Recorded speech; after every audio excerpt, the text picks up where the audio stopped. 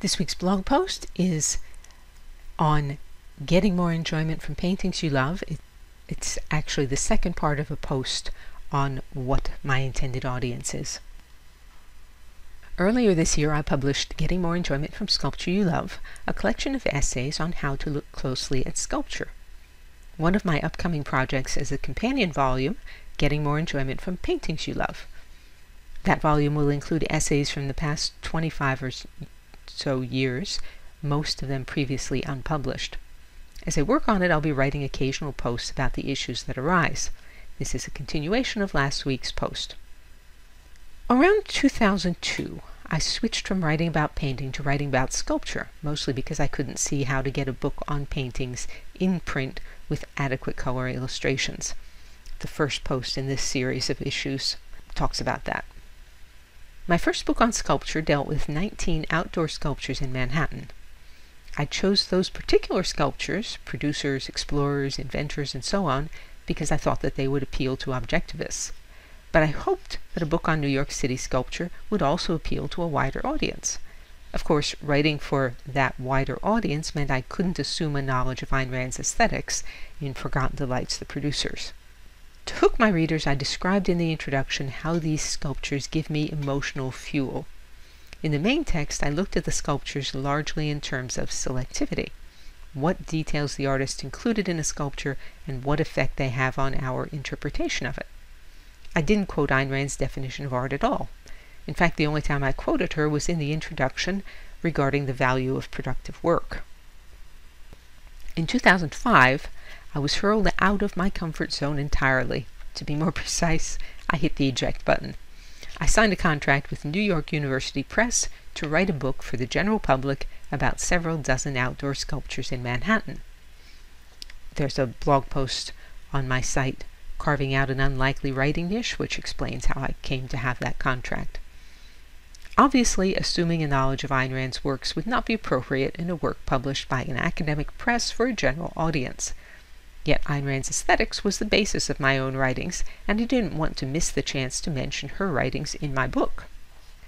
After much trial and error, I ended up paraphrasing many of Ayn Rand's terms in the early chapters of the book, and then stating Rand's definition of art midway through the book.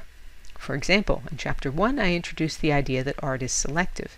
In Chapter 8, I brought up the idea that artworks show values. After repeating these points in a number of essays, I quoted Ayn Rand's definition of art in Chapter 30, at which point readers were already familiar with all the terms in the definition. Paraphrasing Ayn Rand forced me to chew her ideas rather than just quoting them. I did worry briefly that this would make the book boring for objectivists, but objectivists tend to focus on metaphysics, epistemology, and politics rather than aesthetics, so my guess was that thinking about aesthetics would be new territory for many of them. It took a lot of effort to make the 54 separate essays coalesce into a book, but I was satisfied when I finally submitted the manuscript of Outdoor Monuments of Manhattan, a historical guide, to New York University Press. A few months later, the press's editor emailed that he wasn't comfortable with all Ayn Rand all the time. I told him that removing all references to Rand would require a substantial rewrite of the book. He sent the manuscript to an outside reviewer who raised no objection at all to the mentions of Ayn Rand. The editor backed off. To the best of my knowledge, Outdoor Monuments of Manhattan remains the only work based on Ayn Rand's aesthetics to be published by New York University Press, or perhaps by any academic press. Outdoor Monuments of Manhattan was reviewed in the New York Times, the Sunday edition, which hammered home to me the point that my potential audience is much, much larger if I don't aim strictly at objectivists. I've come to enjoy the challenge of figuring out how to paraphrase Rand in a way that gets the basics across, but also leads up to Rand's own very precise formulations. Next section. My first published piece on analyzing paintings appeared in the Objective Standard as How to Analyze and Appreciate Paintings in 2007.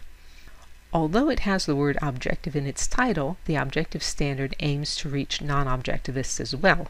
So again, it made sense not to use Rand's terminology without setting a context for it. There was another complication for this article. It appeared a year after my article on analyzing sculpture, which was called Getting More Enjoyment from Art You Love. The introduction to that article discussed the importance of favorite artworks in our lives and how we could extend our enjoyment by looking at them in detail and determining their themes. I didn't want to repeat the same introduction, so in How to Analyze and Appreciate Paintings, I used selectivity as a hook, why size and everything else matters, and then I segued into how to look at details and determine the theme of a painting. Final section. The introduction to my recent compilation of essays, Getting More Enjoyment from Sculpture You Love, is an edited version of the TOS article on sculpture's introduction. But while I was working on the compilation, I decided the introduction could be improved. The points could be geared even more toward a general audience. So the structure of the book's introduction is in 4 points. Number 1, why would you want to learn to look closely at art you love? Number 2, what does my method of looking at art involve? Number 3, why did I write this book rather than simply revamping the essay from the objective standard and letting people browse the multitude of essays on sculpture that are on DianeDuranteWriter.com? And number 4, a summary of the questions for looking at sculpture. The audience for Getting More Enjoyment from Paintings You Love is the same as for Getting More Enjoyment from Sculpture You Love, a combination of objectivists and a general audience. I will be editing the 20-plus essays with that in mind. When I finally edit the introduction, which I don't usually tackle in a serious way until I've finished the main text, it's possible that I will just decide to repeat the same points that I used in the introduction to Getting More Enjoyment from Sculpture You Love. But then again, there's always something new to learn when you do a deep dive. And in the process of writing the book or editing the book, I might decide to revise the introduction for the painting book and then revise the sculpture book's introduction as well. We'll see what happens. DianeDuranteWriter.com has hundreds of posts on sculpture, painting, and my many other obsessions. To join the free Sunday Recommendations email list, visit the URL that's on your screen or email me. You can say, "Well done, Diane," or support my work and receive rewards by means of the tip jar on DianeDuranteWriter.com. Thanks as always for listening.